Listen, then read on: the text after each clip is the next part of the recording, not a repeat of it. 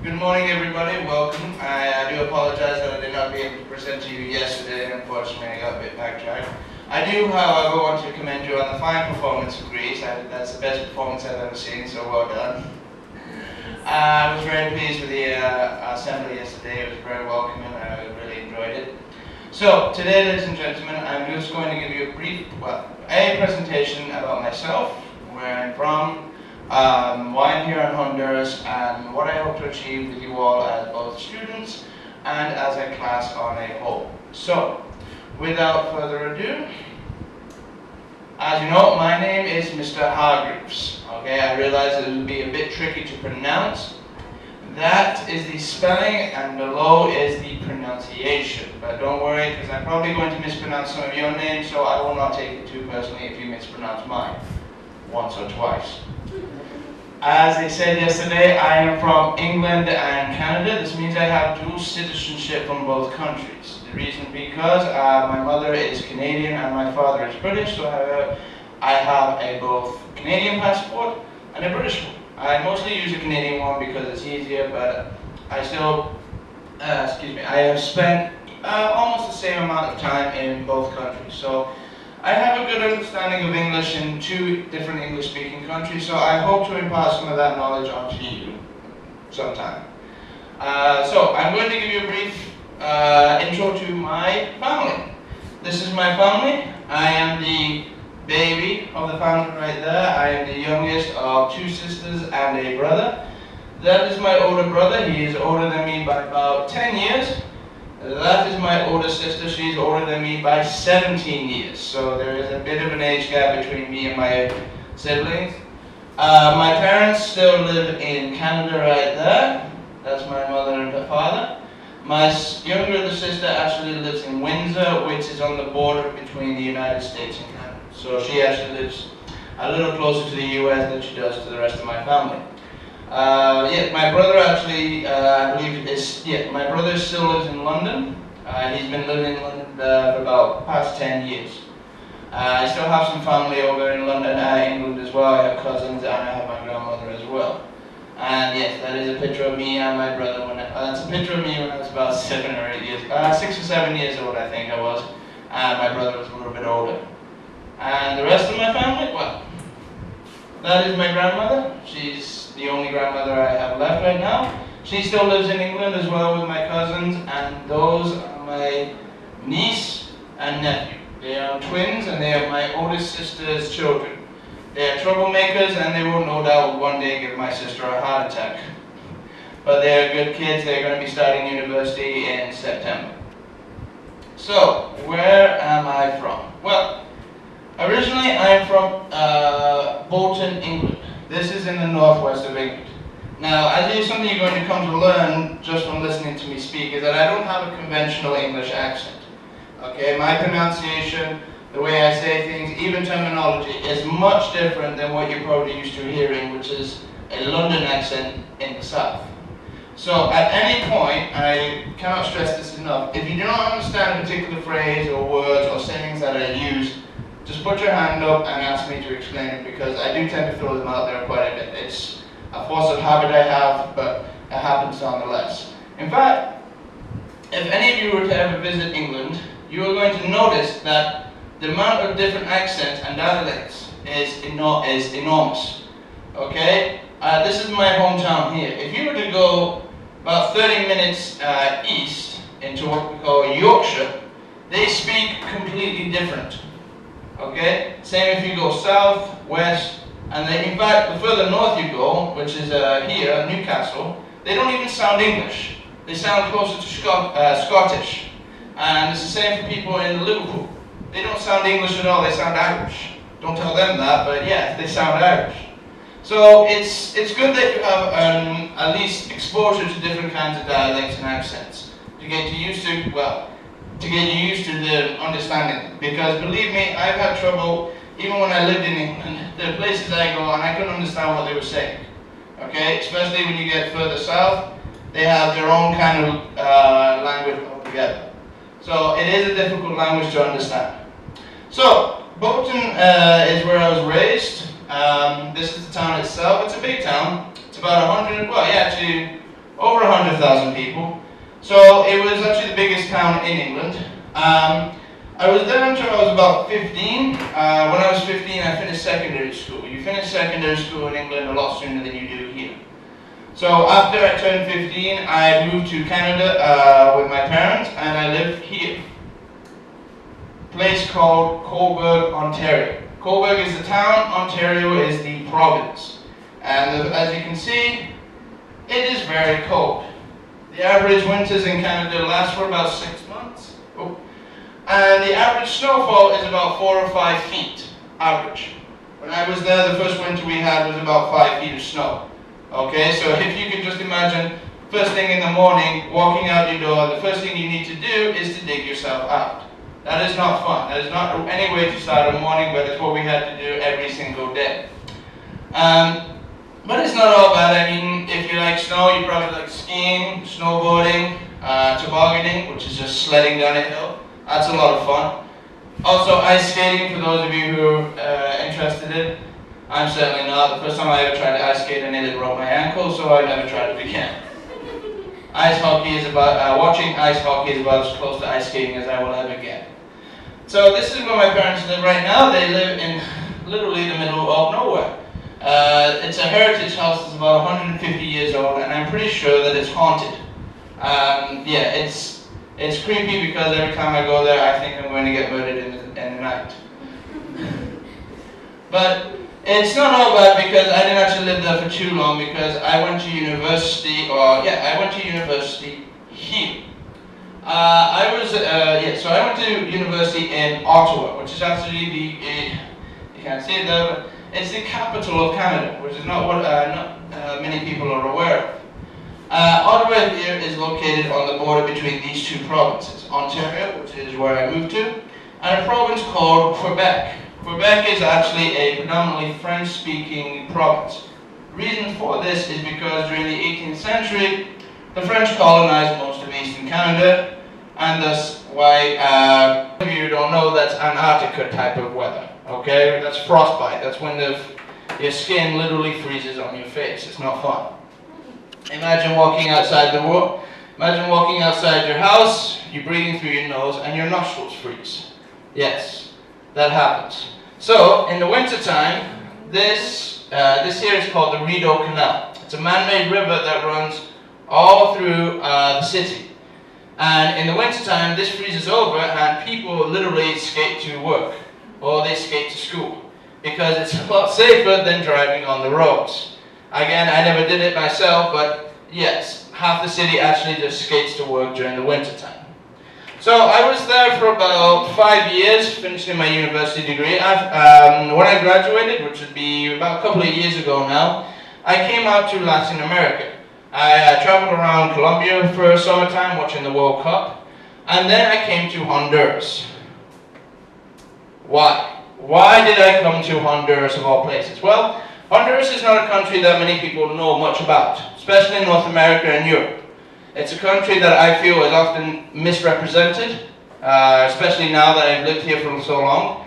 And I wanted to know, understand more about this particular region in general, okay? Honduras, Guatemala, El Salvador. I wanted to understand, not just, read more behind what you read in the newspapers, violent, dangerous, all that. And I wanted to see more of it. I wanted to understand the people, the traditions, the customs, the language, and really immerse myself in it. So I thought the best way to do that would be to come and teach here. This is what I hope to achieve here as like a more cultural exchange. I want to learn just as much about Honduran culture as you probably want to learn about English, okay? So I think that we can really learn a lot of it from each other, or at least we hope we can. So Honduras, I feel, is often misrepresented, and it's what we call misconception. Many of you probably know what that word means. Misconception? No? Conception? It's when you have an idea about something. A conception is an idea or thought you have about a person or a place. A misconception is when that thought or idea you have is completely incorrect. And that's what a lot of people have. They read about Honduras as being violent and dangerous, but what they don't realize is that that could be true for any city in North America and Canada, or Europe. Every major city has its dangerous aspects that you need to be cautious about. So Honduras is, from what I've heard, no different. But because what you only read about in the newspaper or in the TV, that's what people understand is it all about. That's the only thing that happens here. So when I first moved to Honduras, I lived in Comayagua. Hands up who's ever visited Comayagua. Okay, most of you, that's what I thought, yeah. It's a beautiful little colonial town.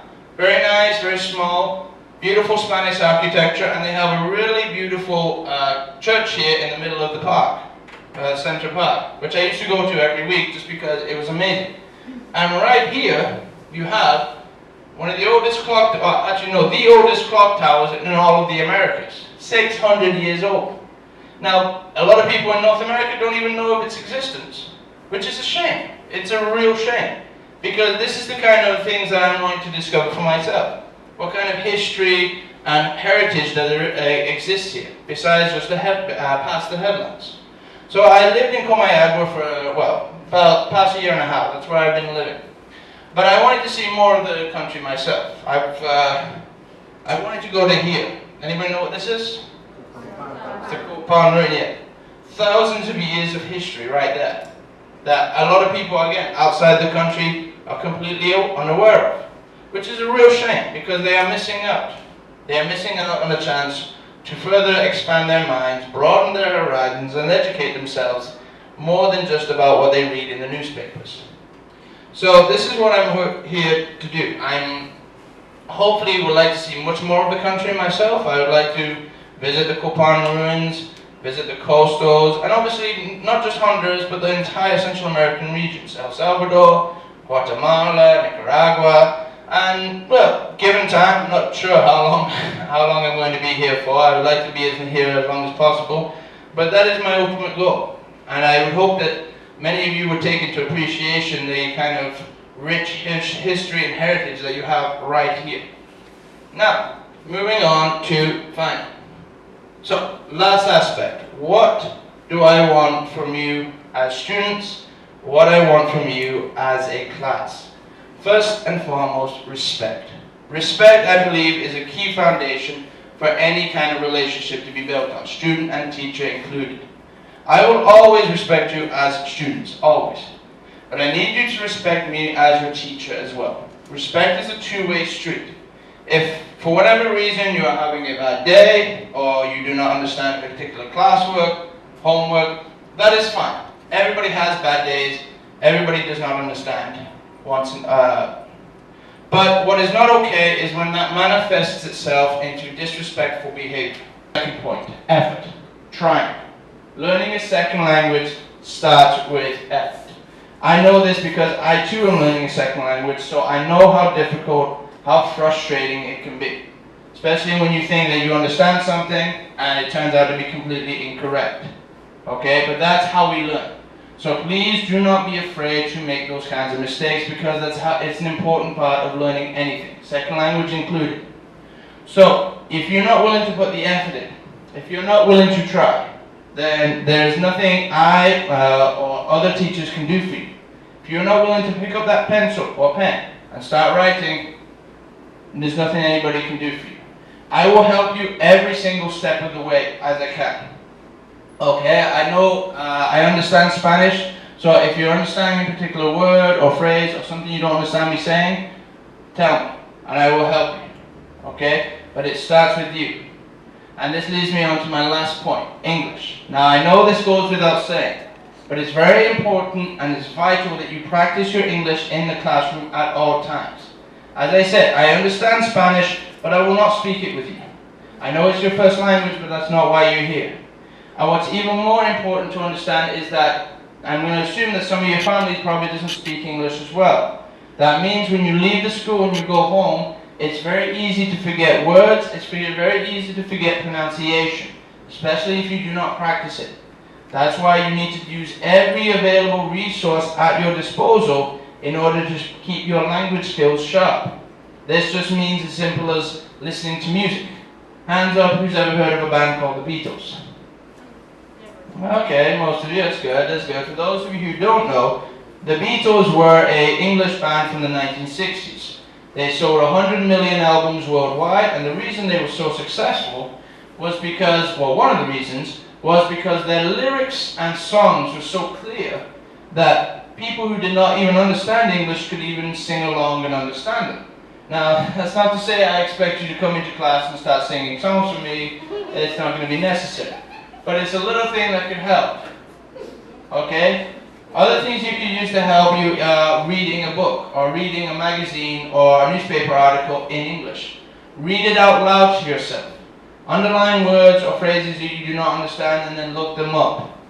This can help with your vocabulary dramatically. Other things I'm going to say you're more accustomed to is watching television or watching TV shows in English without Spanish subtitles. Okay? Forcing yourself to go along with what's being said and understanding it. These in themselves are little things that can help you greatly, especially outside of school. And especially those of you who do not have any English-speaking parents or family members that you can practice with. Because as you guys know, you're 10th grade now, so after this, it's going to get a lot difficult for you. You're going to be, if you plan on traveling outside the country, or the United States, Europe, Australia, any English-speaking country you want, you're going to be met with a lot of dialects, okay, a lot of slang terminology, a lot of English speakers that probably they themselves don't speak English too well, okay? And you might have to contend with that. Now, one of the reasons it's also important to learn English, not just as a second language, because you might say, well, I don't plan on traveling to any English-speaking countries. Well, okay, that's fine. But I put to you this, that when you learn another language like English, it becomes easier to learn another language after that, especially the Romance languages, which are English, Spanish, French, and Italian. These languages are very closely linked. So once you have an understanding of English and Spanish, it becomes easier to learn French. It becomes easier to learn Italian especially, okay, because they're very closely linked. So you went from knowing 2 languages to knowing 4, okay? You went from being bilingual to being multilingual. That's what we call somebody who knows more than 3 languages. So there you go. You know 4 languages, you can go to anywhere in Europe and you understand what is being said. You're not afraid to ask people questions. You're not afraid for people to ask questions to you. You know where you are, you can read and understand almost anything. That's a very, very useful skill to have, regardless of what kind of occupation you want to go into. Okay, that's never a bad thing. Learning another language is never a bad thing, it's how you learn it as well. Okay? So, it all comes back down to effort and respect are the 2 key components that will make your year here very successful. Alright? So, I'd like to open it up now to any questions you might have. Please just raise your hand. Any questions you might have for me about anything? Nothing. Again, just put your hand up and ask. Daniela A. Now that you're in here in the US and that you have lived here, what do you think about the country? I love Honduras. I think it's great. It was exactly as I expected. I knew it was not going to be what people perceived it to be in the media or on the newspapers. It was, well, I am still learning much about it. I still have many places I wish to travel, many places I wish to see. Obviously improve my language ability to make it easier for myself. But yeah, I really enjoyed it. Thank you. Any other questions?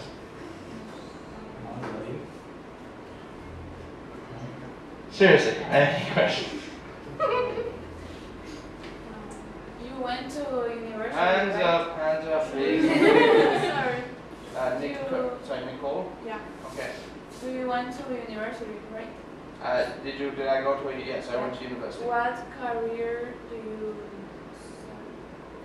Oh, what career? Oh, what major did I study? Okay. I studied political science and history. I love history. I love it a lot. I'm a very big history buff, so that's why I'm very excited about teaching literature to you guys. I know much about the history.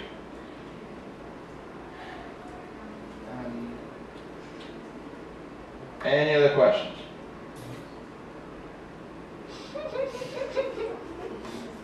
Alright, ladies and gentlemen, well, I'd like to thank you for your time and attention, and I cannot wait for our first class together, which I think will be tomorrow, maybe. I need to check with it. Yeah, it'll probably be tomorrow afternoon. Okay, well, thank you very much, ladies and gentlemen. Have a wonderful day.